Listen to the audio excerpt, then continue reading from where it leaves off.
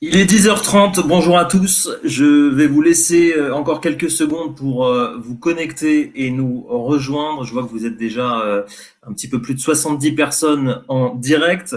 Vous pouvez même dès à présent nous laisser un petit message sur l'onglet chat pour nous indiquer que tout fonctionne. On a habituellement aucun problème sur la plateforme Livestorm, c'est assez fluide. Encore quelques secondes avant de commencer. Voilà les premiers messages. Bonjour à Émilien Jousselin, Stéphanie Giroud, Thierry Olivier, Antonin Lefer. On va écouter tout fonctionne correctement. Je vois voilà, une quinzaine de messages qui s'affichent. Tout fonctionne. Alors on peut commencer. C'est parti. Coup d'envoi donc de ce quatrième webinaire organisé par Sport Value. On s'intéresse ce matin au sponsoring sportif, un secteur d'activité forcément impacté par la crise du coronavirus. Ce matin, pour m'accompagner, Nicolas Voisin, un de mes collègues chez Sport Value. Bonjour Nicolas. Bonjour à tous. Et Eric Conrad, qui est le président du groupe WeTeam. Bonjour Eric. Bonjour à tout le monde. Un petit mot aussi pour vous présenter Sport Value parce que vous ne nous connaissez peut-être pas tous. Sport Value est un cabinet de conseil qui existe depuis 2005, ça fait donc 15 ans, et nous accompagnons tous les acteurs de l'écosystème du sport, des clubs amateurs, des clubs professionnels, des collectivités, des fédérations, des startups sur plusieurs problématiques de conseils, de stratégie, d'organisation, de développement et aussi pas mal de problématiques financières. On en parlera avec Nicolas dans quelques secondes. Dernier mot pour vous présenter les règles. On a prévu une vingtaine de minutes, 25-30 minutes grand maximum pour balayer quelques sujets autour du sponsoring. Et enfin 15 minutes pour répondre à toutes vos questions. Vous avez un onglet questions justement. Et là, c'est intéressant. C'est l'intérêt de ce genre de webinaire, de répondre en direct à vos interrogations. Je laisse les deux intervenants se présenter, Nicolas Voisin et Eric Conrad. Nicolas, je te laisse nous dire un petit peu ce que tu fais chez Sport Value, tes missions au quotidien. Merci Mathieu. Du coup, donc mes missions quotidiennes chez Sport Value que j'ai rejoint il y a presque 3 ans maintenant. Donc, je suis analyste senior sur tous les produits de financement qu'on propose, en particulier avec les clubs professionnels. J'ai aussi la double casquette d'être consultant chez WeTeam, où donc je travaille toutes les semaines avec Eric sur les finances du groupe. Eric, je te laisse te présenter rapidement. Je suis donc le président du groupe WeTeam, qui est en fait une holding chapeau qui regroupe quatre agences. Save the Date dans la création d'événements, XLA dans l'organisation de séminaires, d'incentives, l'organisation de voyages, Uniteam, qui est notre agence conseil spécialement orientée vers l'activation de partenariats sportifs, donc pour le compte d'annonceurs, d'entreprises. Et puis, de façon un peu symétrique, Sport & Co, qui est une agence plutôt tournée vers les ayants droit, avec un rôle de régie commerciale traditionnelle et en même temps d'agence conseil pour accompagner les clubs, les fédérations dans leur développement économique.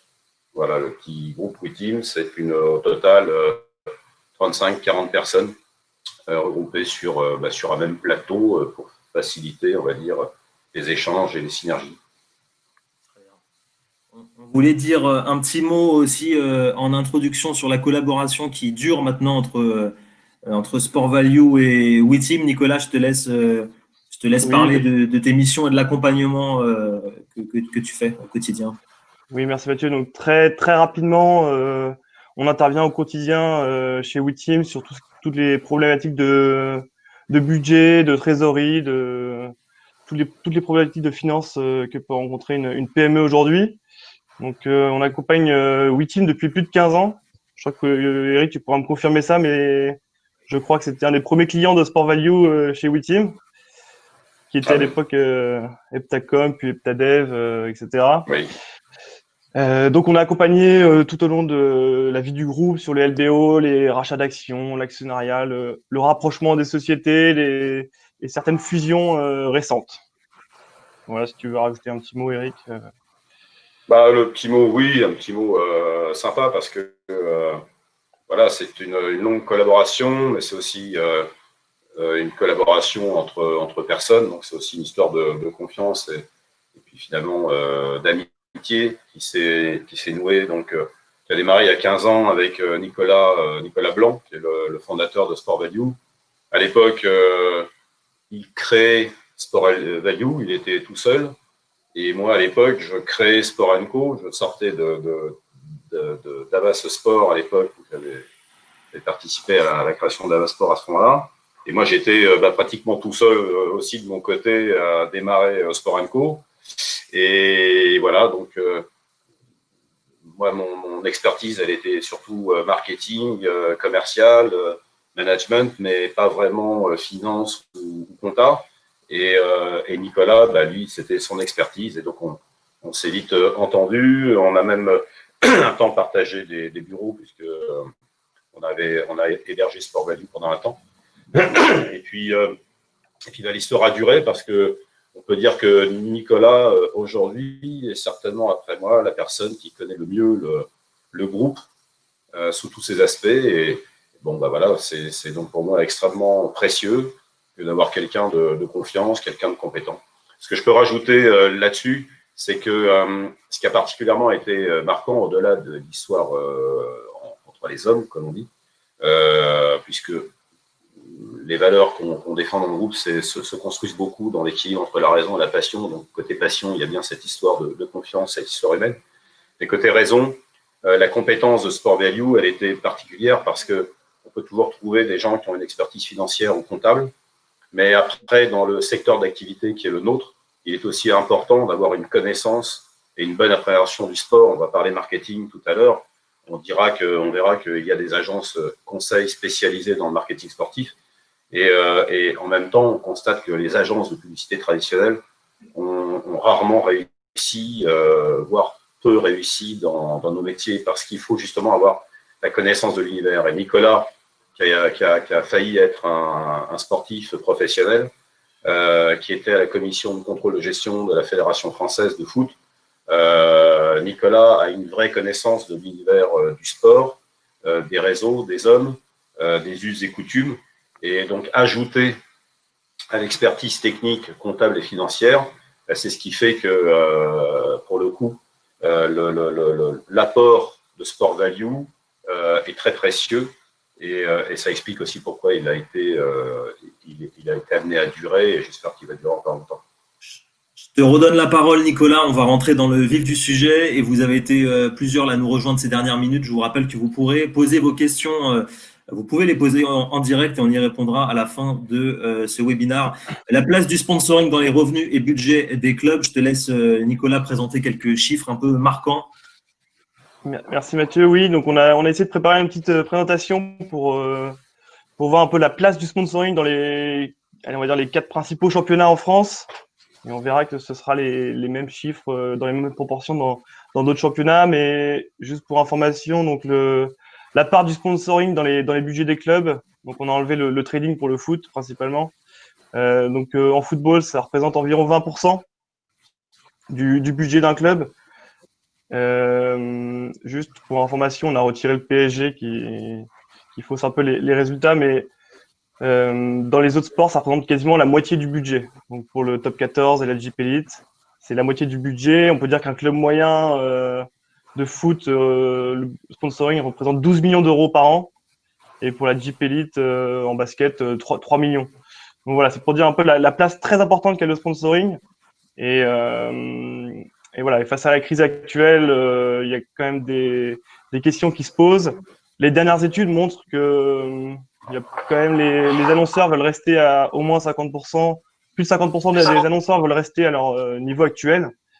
Donc on verra ce que ça donne par la suite, mais dans les différentes études, il y a moins de 10% des annonceurs qui veulent se retirer complètement du sport. Donc je pense que c'est quand même un métier qui a de l'avenir, que que Eric va nous présenter un peu comment fonctionne le sponsoring et la recherche du sponsor par un cas pratique d'un client de Sport & Co. Exactement, c'est la partie suivante. On voulait faire un petit focus, un gros plan sur une opération réalisée par le groupe Witeam et Sport & Co en particulier avec la Ligue nationale de basket. Eric, je te laisse en dire quelques mots. Quel accompagnement vous avez réalisé avec la LNB? Les choses ont démarré il y a, il y a maintenant, plus de 8 ans. En fait, j'avais eu moi l'occasion quand j'étais un peu plus jeune, à l'époque chez ISL Marketing, qui était une agence de marketing sportif de référence. On a géré les droits marketing et les droits télé de la Ligue de basket, entre autres, en même temps que la fédération et autres. Donc j'avais été pendant 5-6 ans à animer tout ça, donc j'étais déjà un petit peu initié au basket et au milieu du basket. Et puis, avec l'élection d'Alain Béral, qui est toujours actuellement le président et que je connaissais bien, eh bien, on s'est trouvé à décider de travailler ensemble et il nous a fait confiance. Donc, notre mission, la finalité était principalement commerciale pour relancer le marketing, enfin les partenariats autour de la Ligue de basket. Mais pour ce faire, puisqu'on partait de zéro, il n'y avait plus aucun partenaire à ce moment-là. Et pour ce faire, il a fallu préalablement réfléchir à tout un plan, une stratégie marketing à mettre en œuvre, à la fois pour réexposer le basket professionnel dans les médias, retrouver de la visibilité télé, en essayant de servir les différentes communautés, des supporters les plus fervents, les heavy supporters, comme on dit, à qui il fallait pouvoir offrir les images de tous les matchs de leur club. L'autre communauté, c'était les amateurs de basket. Je suis amateur de basket, je veux voir le meilleur du basket. Donc, c'est nécessaire de trouver une chaîne éventuellement payante, mais qui puisse effectivement donner le meilleur du basket chaque semaine. Et puis, la préoccupation d'aller conquérir le grand public pour élargir l'audience. Et l'idée était là d'aller chercher de la diffusion gratuite sur des réseaux traditionnels hertziens. Donc, au-delà de la stratégie de réexposition média, on va dire, il y avait tout le plan marketing d'action qui a abouti, entre autres, à une offre commerciale et à un plan, une hiérarchie de partenariats qu'on a mise en œuvre, validée avec les clubs, parce qu'on est dans le cadre d'une ligue et donc d'un consensus qui doit se faire avec les clubs.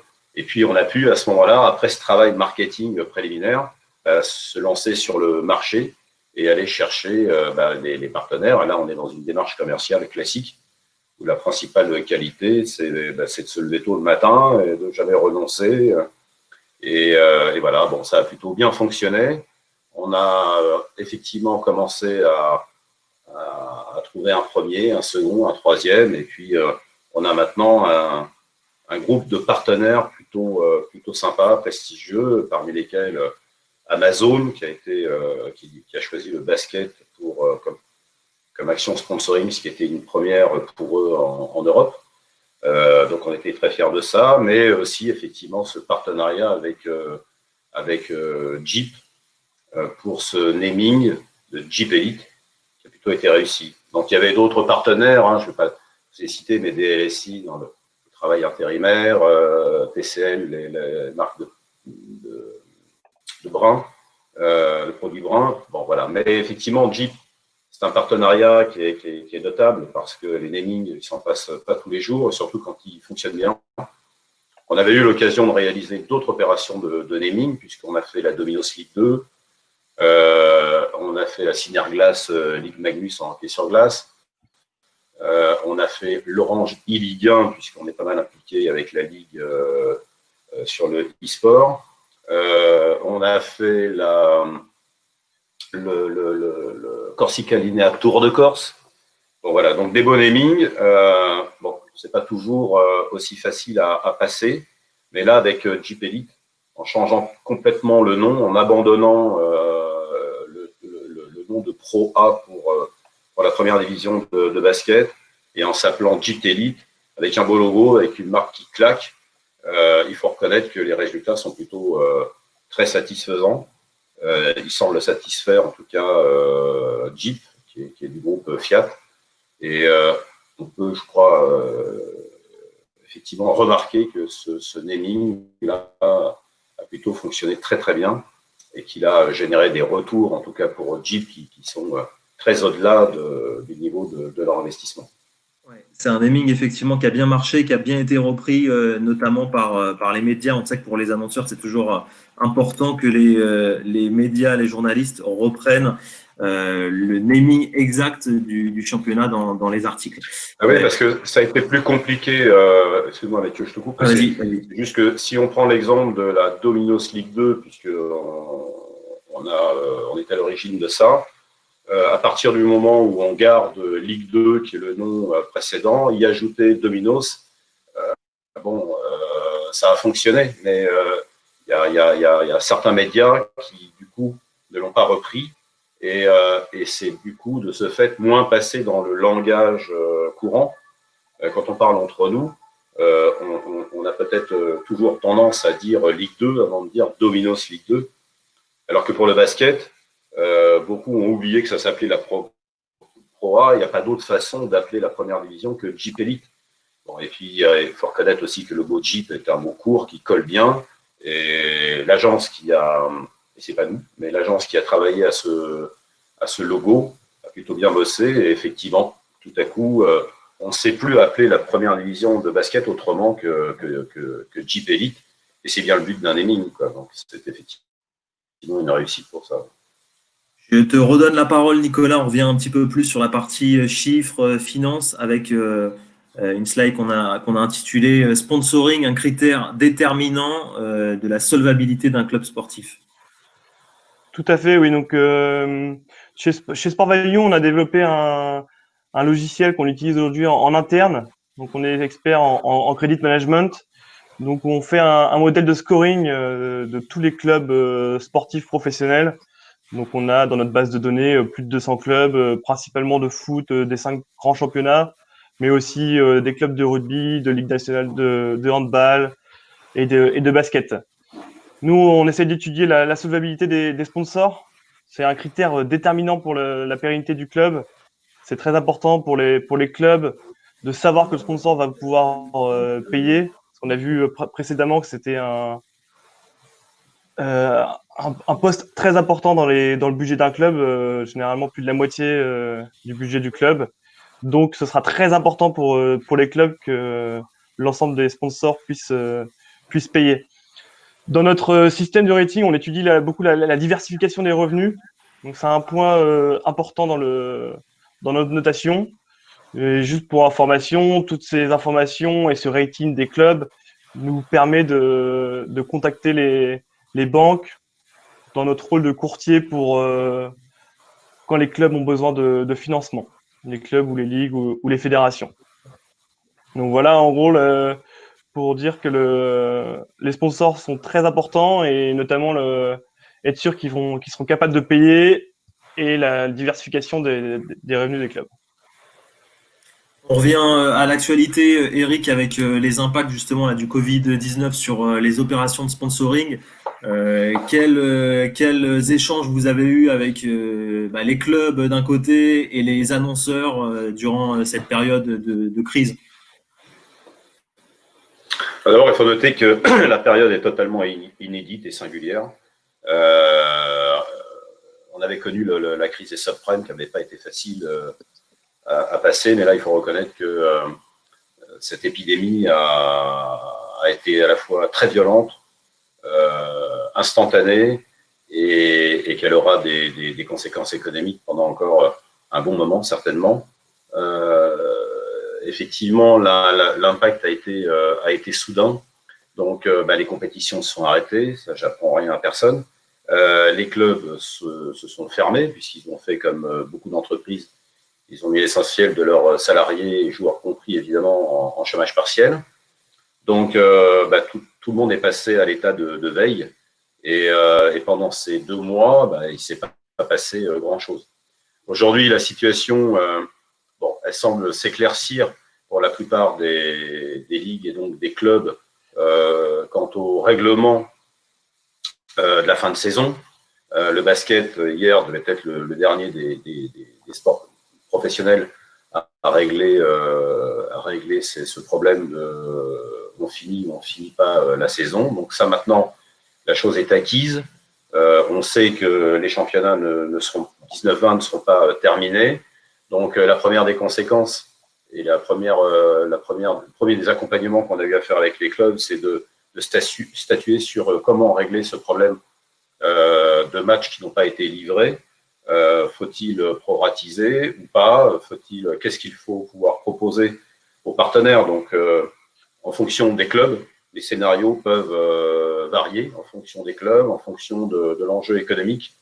La réaction des clubs peut varier. On peut être aussi sur des propositions à options, 2, 3 options. Choisissez celle qui vous convient le mieux.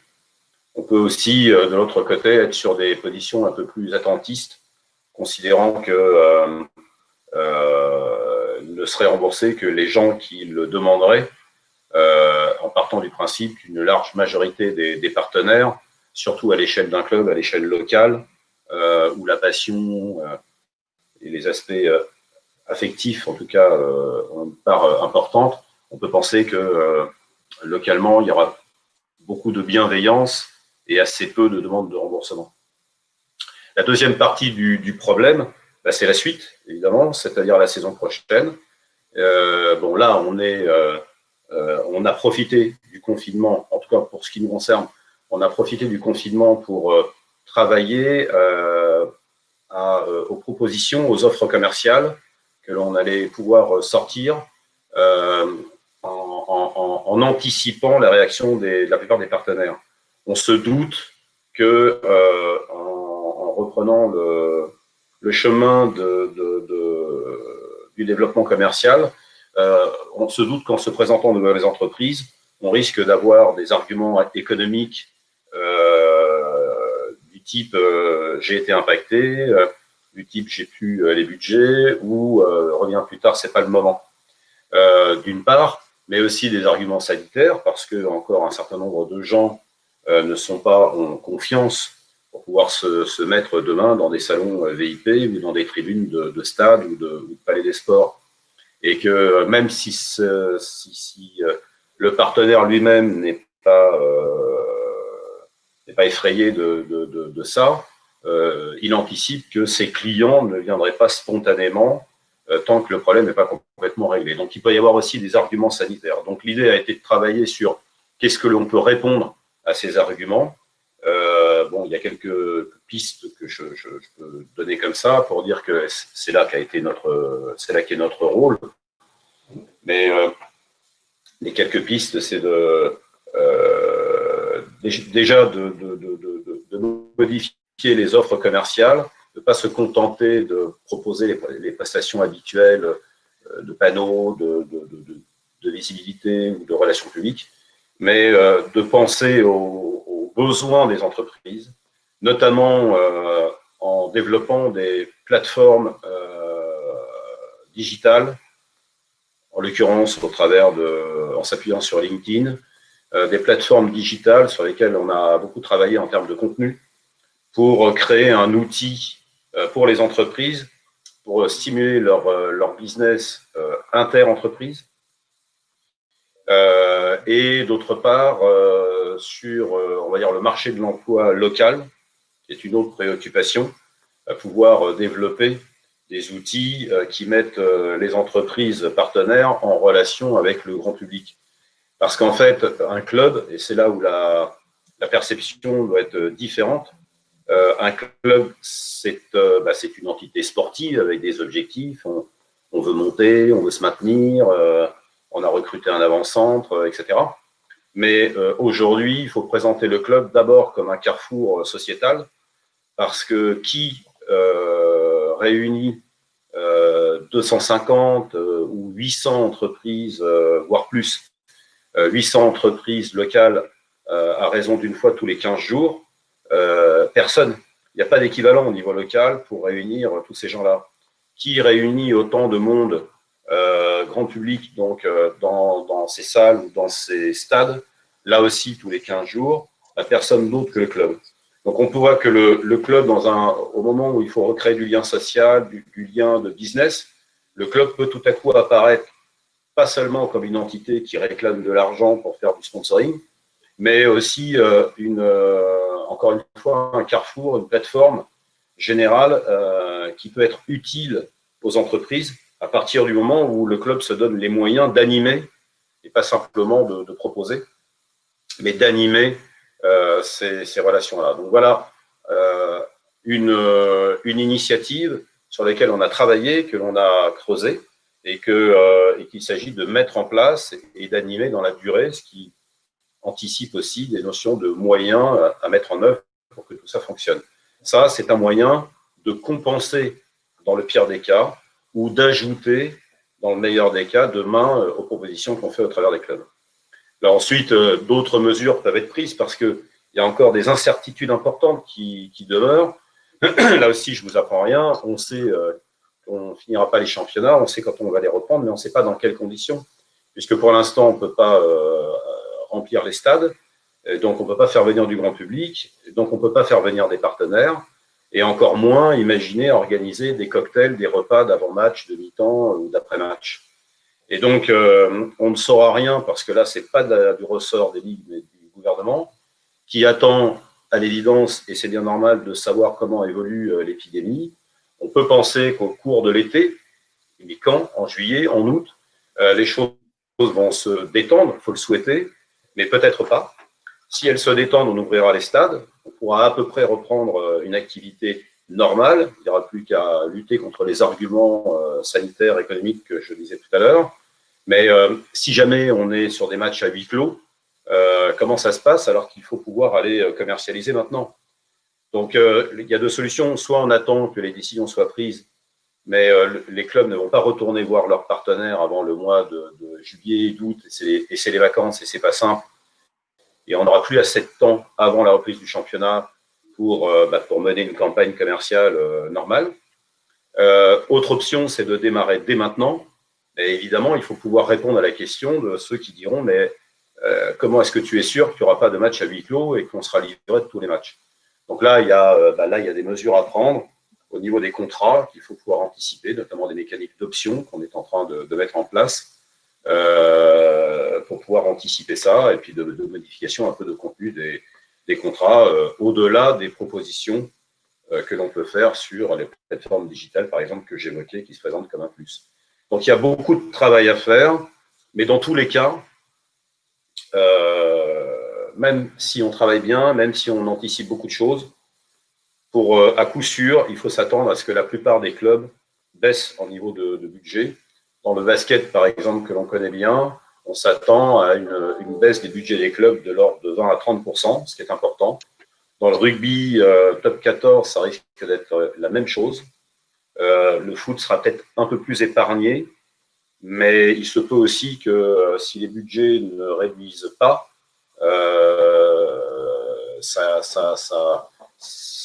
n'empêchera pas pour autant d'avoir des clubs déficitaires. Donc, ils comptent sur l'augmentation des droits télé, notamment pour compenser tout ça. Donc, peut-être que le foot sera un peu épargné, mais globalement, le marché est ce qui suit derrière, c'est-à-dire le marché des transferts, au niveau des salaires ou même le rythme des transferts, tout ça va certainement être un peu stagnant, quoi. Voilà, pour ne pas dire en régression. Merci Eric pour cette longue analyse. On termine avec une dernière question autour de la finance, de la trésorerie. C'est un peu notre spécialité chez Sport Value. Nicolas, je te laisse parler de quelques solutions pour protéger ses revenus et se protéger contre le risque d'impayé. Merci Mathieu, je serai un petit peu plus rapide, mais oui, c'est pour revenir sur le risque d'impayé des clubs, des sponsors envers les clubs. Donc dans quelle situation on peut se dire qu'on peut essayer de se couvrir de ce risque. La première situation, c'est si on a un contrat pluriannuel et qu'on sait qu'il n'y aura pas de litige, il n'y a pas de litige qui permet aux sponsors de ne pas payer, qui n'est pas prévu au contrat. On pourra mettre en place une assurance crédit ou une garantie de paiement, ce qui permettra d'être sûr d'être payé par le club. Le deuxième cas, où on peut se couvrir, ce serait sur l'arrivée d'un nouvel investisseur. On parlait tout à l'heure d'investisseurs asiatiques qui commençaient à arriver en France. Si on n'a pas encore beaucoup d'informations, si on n'est pas très confiant, il ne faut pas hésiter à mettre en place une assurance crédit sur ces contrats qui peuvent monter dans le sponsoring du sport pro à plusieurs centaines de milliers d'euros. Donc je pense que ça vaudra le coup. Nous, chez Sport Value, on accompagne régulièrement les fédérations et les clubs à mettre en place ces solutions. Voilà. Merci Nicolas. On va maintenant justement répondre à vos questions et ça me permet de faire la transition avec ce que tu disais, Nicolas. Est-ce qu'il y a un montant minimum à partir duquel on peut se couvrir, on peut engager une procédure pour avoir une garantie de paiement, une assurance crédit? Est-ce qu'il y a un montant minimum? Merci Pierrick pour votre question. Donc non, il n'y a pas de montant minimum, c'est toujours pareil. Est-ce que à partir de quand l'entreprise est prête à payer pour être sûr d'être payé? Dans les montants, on se trouve environ entre 0,5% et 3% pour mettre en place une assurance crédit régulièrement. Donc voilà, c'est vraiment ce que le club est prêt à mettre pour se faire assurer, mais généralement ça vaut le coup pour un montant qui dépasse rarement les 2%. Une question pour toi, Eric. Gurvan Kervadek qui nous demande: bonjour, pour une ligue qui est aujourd'hui en déficit de sponsors, exemple la Ligue nationale de volley, la période actuelle peut-elle être une opportunité pour attirer de nouveaux sponsors à moindre coût? Si on a une vision optimiste des choses, oui. Personnellement, j'ai pour principe de considérer que chaque mauvais coup, une fois digéré, doit être considéré comme une opportunité. Voilà. Ce que je veux dire par là, c'est que oui, je ne sais pas s'il y aura un monde d'après, mais ce que je sais, c'est qu'il y a matière à réfléchir et à s'adapter. C'est presque darwinien, je dirais. Il faut savoir s'adapter pour durer. Oui, il y a des initiatives intéressantes qui peuvent être prises. Je parlais des plateformes digitales, mais je peux parler aussi des actions RSE. Donc oui, c'est l'occasion de repenser. Ce qui est important de toute façon, comme toujours dans le commerce, quel qu'il soit, c'est de savoir que c'est le consommateur qui a raison et qui a le dernier mot. Le consommateur, en l'occurrence, c'est l'entreprise, ce sont les partenaires potentiels. Ce qu'il faut, c'est coller à leur attente, coller à leurs demandes. Je parlais de business au niveau local, mais au niveau national, les entreprises vont avoir besoin de repartir, de faire du chiffre d'affaires, et donc pour un certain nombre de communiquer, parce que il faut communiquer pour se vendre. Et donc le sport offre des opportunités de contenu, d'émotion, de contenu d'image. Et donc, je reste très optimiste sur le fait que le sport puisse être un outil pour demain, plus que jamais. Mais à une condition, encore une fois, c'est d'être plus dans le pull, c'est-à-dire de partir des attentes des partenaires et pas uniquement dans le push, parce que ce qui va convaincre les entreprises, c'est pas de savoir si le club va monter ou si le sport va être en tête de gondole demain. Ce qui va les intéresser, c'est de savoir si, en communiquant au travers du sport, ils vont répondre à leurs propres préoccupations. Donc cette tendance d'activation, cette tendance héroïste, elle existe maintenant depuis plusieurs années.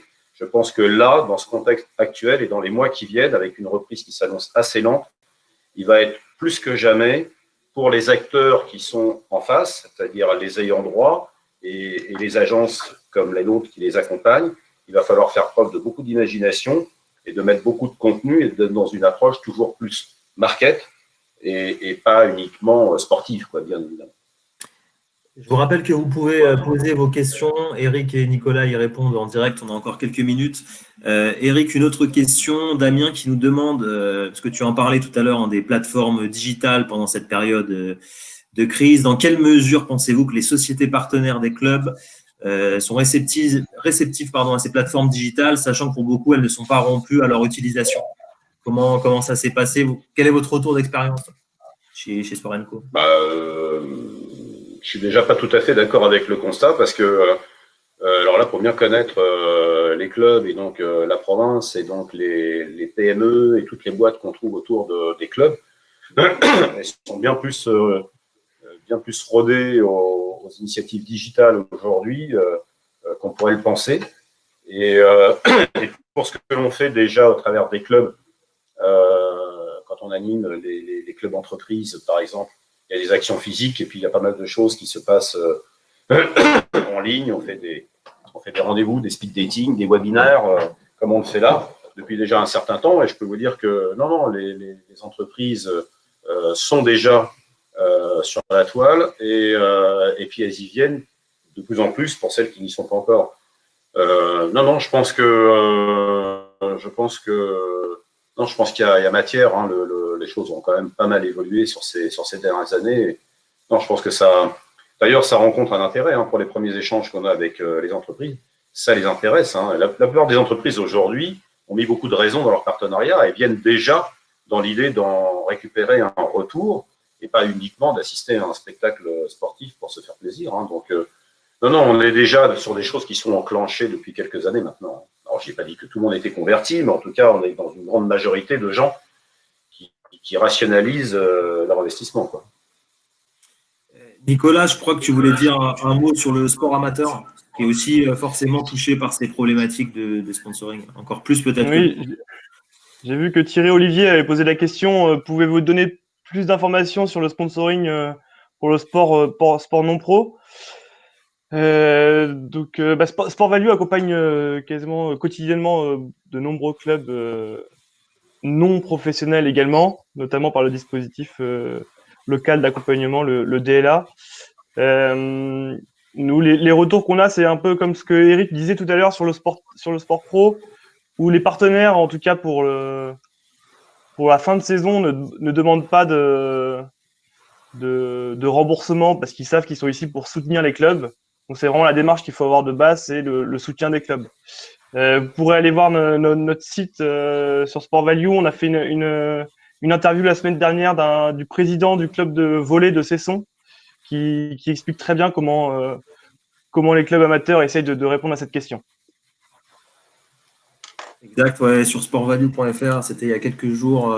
Effectivement, le dirigeant de ce club nous dit que les partenaires jouent le jeu et soutiennent à fond le club, encore plus en cette période de crise. Une question, Eric, pour vous, mais je crois que vous n'avez pas dans votre portefeuille de club féminin.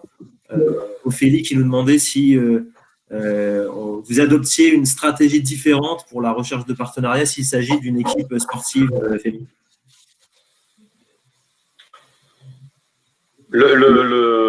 Vous savez, le sport, pour du sponsoring, le sport est d'abord un support. Donc, un support de RP, on en a parlé, aussi un support de visibilité.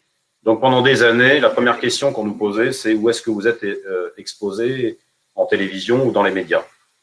Avec la professionnalisation du secteur des deux côtés, aussi bien d'ailleurs dans l'activation côté annonceur que dans les offres qui sont faites par les ayants droit, de plus en plus, on a mis du contenu et des idées, du contenu marketing. Parce que tous les sports, il n'y a pas que des premiers de la classe. Et donc, nous, par exemple, qui travaillons depuis 12 ans avec la Fédération française de hockey sur glace, on n'a pas affaire là à un sport dont on peut vendre l'exposition médiatique en priorité. Si je parle du sport féminin, qui est malheureusement, mais généralement moins exposé, ou en tout cas au même niveau d'exposition que d'autres sports masculins qui ne sont pas le football, le rugby et accessoirement le basket, il est plus que jamais important de mettre en avant des aspects de contenu. Or, comme on le disait tout à l'heure, les boîtes vont à la fois chercher des retours héroïstes. Dans ce cas-là, ils choisiront la puissance et donc des sports peut-être plus exposés. Mais il y a aussi tous ceux, c'est peut-être ça aussi le changement qu'on n'a pas évoqué tout à l'heure, mais il y a aussi une recherche de sens, c'est-à-dire donner du sens à son partenariat. Et donner du sens à ce partenariat, eh bien, quand on s'associe au sport féminin, on le fait à un sport féminin quel qu'il soit, on ne le fait pas par hasard. On le fait parce qu'on veut donner du sens à la démarche. On ne recherche pas nécessairement l'exposition médiatique. Donc, comment est-ce que les sports féminins peuvent tirer leur épingle du jeu, si je puis dire? Eh bien, comme ça, en mettant en avant des notions de valeur et au travers de propositions qui peuvent être bien réfléchies, bien structurées, et bien justement amener du contenu et offrir des opportunités qui donnent du sens à la démarche. Et ce sens, ces valeurs, ce contenu, l'entreprise va l'activer parce qu'elle ne viendra pas juste poser des panneaux et avoir une action passive. Donc, elle va forcément l'activer par derrière.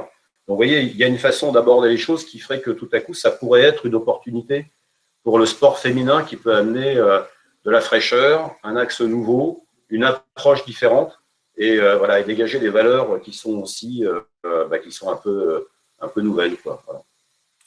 Merci Eric, merci Nicolas. On arrive à la fin de ce webinaire. On était dans les temps. Merci à tous d'y avoir participé. Je vous ai remis à l'écran les adresses mail de Nicolas et d'Eric. N'hésitez pas à les contacter pour aller plus loin. On vous souhaite en tous les cas une bonne journée et n'hésitez pas à rester en contact avec nous sur les réseaux sociaux de Sport Value et du groupe WeTeam. On vous donne rendez-vous dans quelques jours pour un nouveau webinaire. Merci Eric, merci Nicolas pour votre participation. Merci Mathieu, merci Eric. Merci à vous, merci à tout le monde. Bon courage et restons optimistes. Merci à tous, à bientôt. Au revoir. Au revoir.